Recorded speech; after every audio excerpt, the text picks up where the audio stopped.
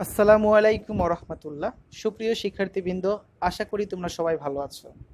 এই ভিডিওটি তৈরি করছি 2021 সালের এইচএসসি পরীক্ষার্থীদের জন্য। তোমাদের দ্বিতীয় সপ্তাহে ইসলামের ইতিহাস ও সংস্কৃতি বিষয়ক যে অ্যাসাইনমেন্টটি দেওয়া হয়েছে তার একটি নমুনা উত্তরপত্র নিয়ে ভিডিওটি তৈরি করা হচ্ছে। যারা অন্যান্য অ্যাসাইনমেন্টগুলো এখনও করোনি, ডেসক্রিপশন বক্সে প্লেলিস্টের লিঙ্ক দেওয়া আছে, সেখান থেকে চাইলে তোমরা করে নিতে পারো। তো প্রথমে চলো তোমাদের অ্যাসাইনমেন্টের প্রশ্নটি দেখে নেওয়া যাক। স্ক্রিনে তোমরা অ্যাসাইনমেন্টের প্রশ্নটি দেখতে পাচ্ছ। তোমাদের এটি হচ্ছে এই বিষয়ে দ্বিতীয় অ্যাসাইনমেন্ট। এর আগে একটা অ্যাসাইনমেন্ট দেওয়া হয়েছে, আমাদের চ্যানেলে আছে, ডিসক্রিপশন বক্সে লিঙ্ক আছে, তোমরা দেখে নিতে পারো। বিষয় কোড হচ্ছে 268। অ্যাসাইনমেন্টটি দেওয়া হয়েছে প্রথম অধ্যায় থেকে, ভারতে মুসলিম শাসন প্রতিষ্ঠা। এটাই হচ্ছে তোমাদের অ্যাসাইনমেন্টের শিরোনাম।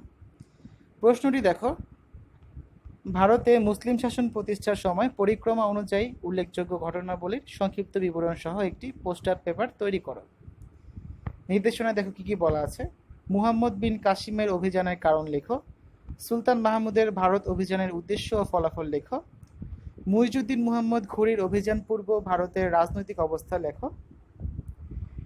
এবং এই তিনটি ঘটনা হচ্ছে উল্লেখযোগ্য ঘটনাবলী সম্বন্ধিত পোস্টার তৈরি করো। অর্থাৎ তোমাদের কিন্তু এখানে প্রশ্ন 4টি না 3টি প্রশ্ন দেওয়া আছে, এবং এই 3টি প্রশ্নের উত্তর হচ্ছে তোমাদের একসাথে করে একটি পোস্টার তৈরি করতে হবে। ঠিক আছে, তো এই হচ্ছে তোমাদের প্রশ্নগুলো। তাহলে চলো শিক্ষার্থীরা, তোমাদের এখানে যে প্রশ্নটি দেওয়া হয়েছে সেই প্রশ্নটি এবং নির্দেশনার আলোকে হচ্ছে আমরা তোমাদের নমুনা উত্তরপত্রটি তৈরি করেছি।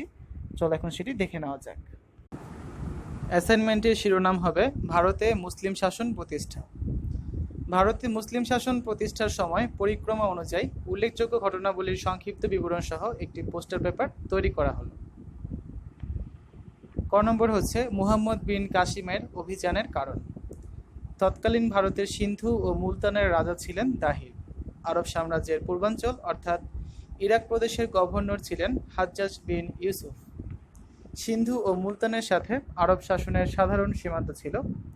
নানা কারণে হাজ্জাজ বিন ইউসুফ ও রাজা দাহিরের মধ্যে মতপার্থক্য হয়। এ কারণে হাজ্জাজ ভারতের সিন্ধু জয় করার জন্য তার জামাতা ও ভ্রাতুষ্পুত্র মোহাম্মদ বিন কাসিমের নেতৃত্বে 712 খ্রিস্টাব্দে এক বিজয় অভিযান প্রেরণ করেন। এটা ভ্রাতুষ্পুত্র হবে। পরোক্ষ ও প্রত্যক্ষ কারণসমূহ।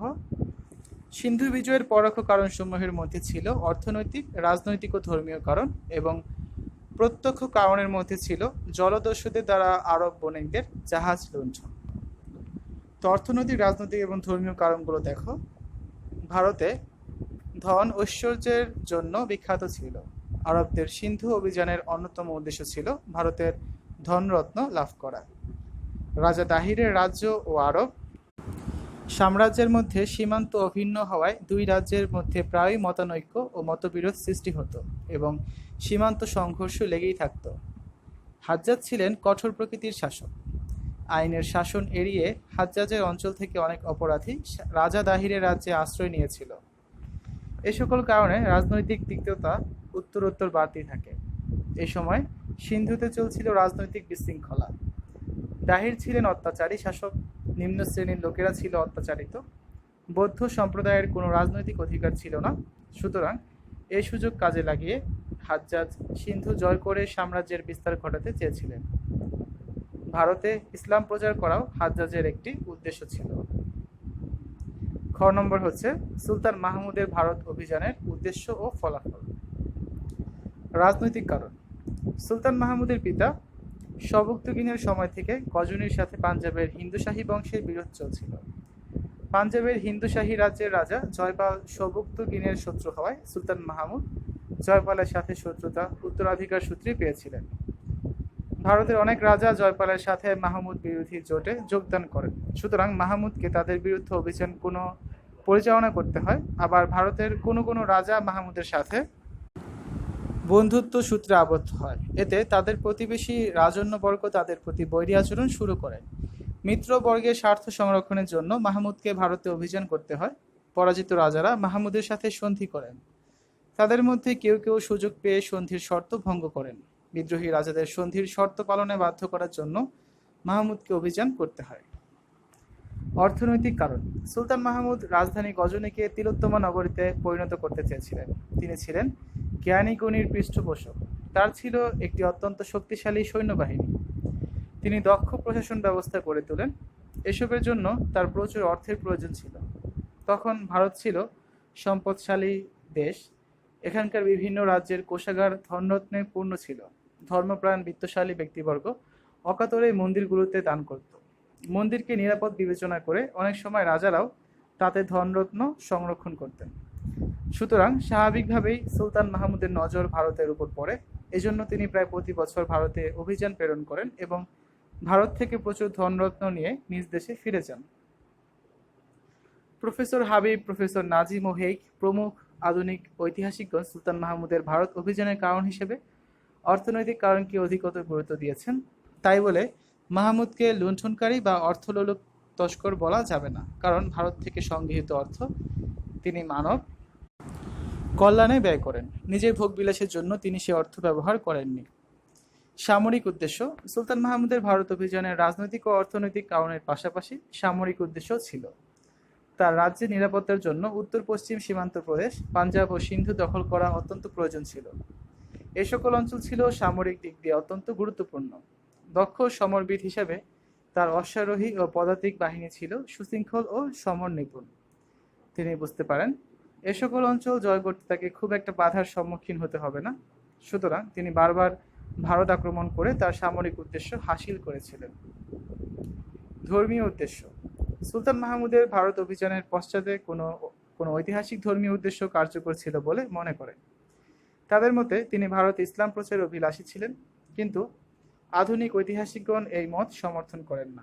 তারা মনে করেন মাহমুদের যুগে শাসকগণ ইসলাম প্রচার করা তেমন কর্তব্য বলে মনে করতেন না। তিনি ভারত অভিযানে এসে কোনো বিধর্মীকে বলপূর্বক ইসলাম গ্রহণে বাধ্য করেননি। এছাড়া মাহমুদ হিন্দু মন্দির দখল করেছেন ধর্মবিদ্বেষের কারণে নয়, বরং অর্থ পাওয়ার আশায়। এ সকল মন্দির ছিল যুগ যুগ ধরে সঞ্চিত সম্পদে পূর্ণ। সর্বোপরি তার সেনাবাহিনীতে হিন্দু সৈন্যের উপস্থিতি তার ধর্মপ্রচারের উদ্দেশ্যকে অনুমোদন করে না। সুলতান মাহমুদের ভারত অভিযানের ফলাফল। সুলতান মাহমুদের ভারত অভিযানের প্রভাব সমগ্র উত্তর পশ্চিম ভারতে অনুভূত হয়।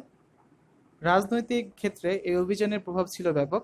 সুলতান মাহমুদ অভিযান করেছেন, জয়লাভ করেছেন এবং ধন সম্পদ দিয়ে নিজের রাজ্য গজনিতে ফিরে গিয়েছেন। শুধু পাঞ্জাবের কিয়দ অংশ এবং মুলতান ছাড়া ভারতের কোনো অঞ্চল তার সাম্রাজ্যের অন্তর্ভুক্ত করেননি এবং কোনো স্থায়ী সাম্রাজ্য প্রতিষ্ঠা করেননি। কয়েকজন রাজা অবশ্য তাকে কর দিতে বাধ্য হয়েছিলেন, কিন্তু 1030 খ্রিস্টাব্দে তার মৃত্যুর সাথে সাথে এ সকল রাজা কর প্রদান বন্ধ করেন।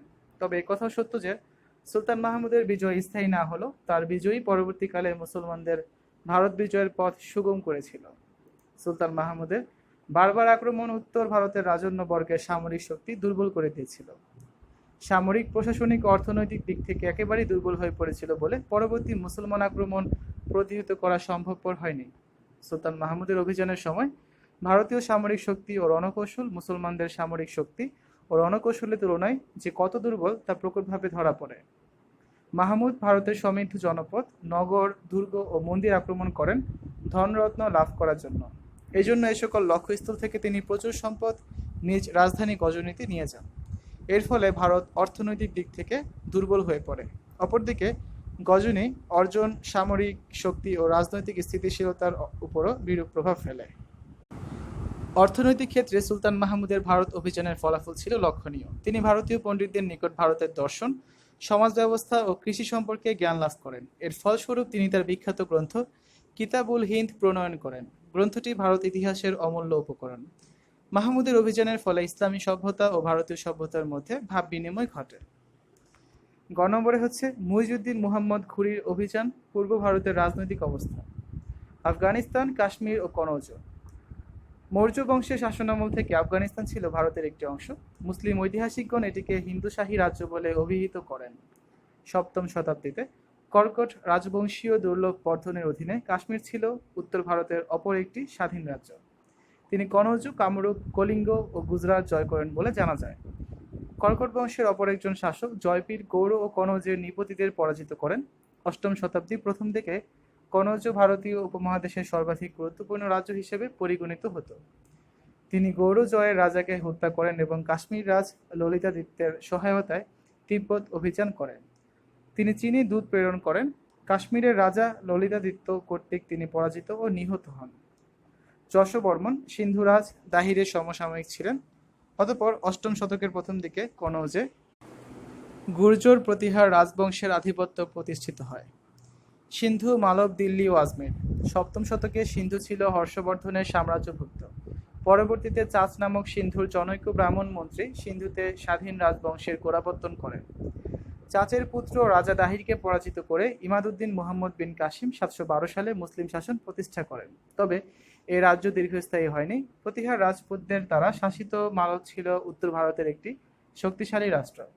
উজ্জয়িনী ছিল এ রাজ্যের রাজধানী। দ্বাদশ শতকে মুসলিম অভিযানের প্রাক্কালে দিল্লি ও আজমিরে শক্তিশালী চৌহান বংশীয় রাজপুত্রগণ রাজত্ব করত। গুজরাট, আসাম ও নেপাল। মুসলিম বিজয়ের প্রাক্কালে গুজরাট ছিল গুর্জর প্রতিহার বংশের অধীনে। অতঃপর তাদের আধিপত্য ক্ষুণ্ণ করে চালক ও ভাগেলা বংশ পর্যায়ক্রমে শাসন করে। নবম শতাব্দীতে চান্দেলা বংশ বুন্দেলখণ্ডে এক স্বাধীন রাজ্য প্রতিষ্ঠা করে। শেষ রাজা গণ্ড 1019 খ্রিস্টাব্দে সুলতান মাহমুদের নিকট পরাজিত হন। ভারতীয় উপমহাদেশের উত্তর-পূর্ব প্রান্তসীমায় অবস্থিত একটি রাজ্য হল আসাম। এটি হর্ষবর্ধনের মৃত্যুর পর সম্পূর্ণ স্বাধীন হয়। এ সময় রাজা শশাঙ্ক ছিলেন বাংলার স্বাধীন নৃপতি। হর্ষবর্ধনের সমসাময়িক এই শাসকের মৃত্যুর পর বাংলায় মারাত্মক গোলযোগ ও বিশৃঙ্খলা দেখা দেয়। তো শিক্ষার্থীরা, এই ছিল তোমাদের ইসলামের ইতিহাস ও সংস্কৃতি বিষয়ক দ্বিতীয় যে অ্যাসাইনমেন্টটি দেওয়া হয়েছে তার নমুনা উত্তরপত্র। তো আজ এ পর্যন্তই। সবাই ভালো থাকবে। আল্লাহ হাফেজ।